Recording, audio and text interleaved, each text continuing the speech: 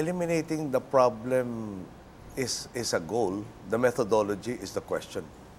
Now, and we believe if you do not tackle the root causes of the problem, then the problem will persist. Now, you can eliminate the personification of this problem right now.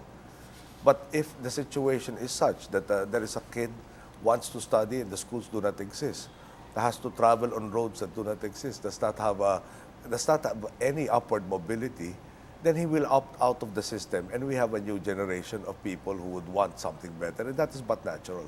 So the way to eliminate it is to tackle the root causes. Well, for the transport sector, the plan that is most mature will be to convert them to liquefied natural gas or compressed natural gas. And hand in hand with that, rather, is the DOE's soliciting of, issuing of service contracts for a lot of natural gas fields within our territory. That frees us from the vagaries of the Middle East oil situation. So there is that aspect of it. We are seriously monitoring also the pollution levels in all of our cities. And one of the things that we did upon entering office was we have emission testing centers that unfortunately, some of them were unscrupulous. I was just reading an article in a magazine, a U.S. publication, and it talked about the contributions of Japanese Americans during World War II. And apart from the combat people, they also had linguists that they trained. Now, the funny thing is, while reading the article, and it's very relevant here, it was only 1973 that their efforts were acknowledged.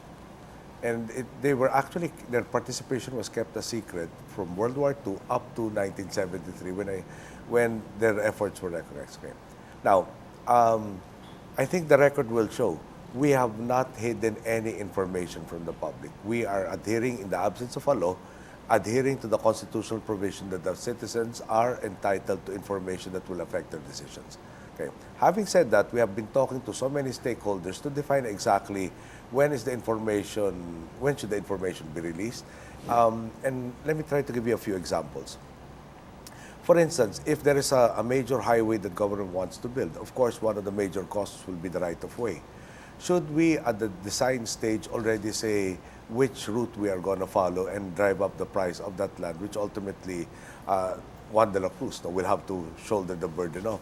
Or would it be better that we acquired this right-of-way at the prevailing prices before announcing in entirety the proposed route?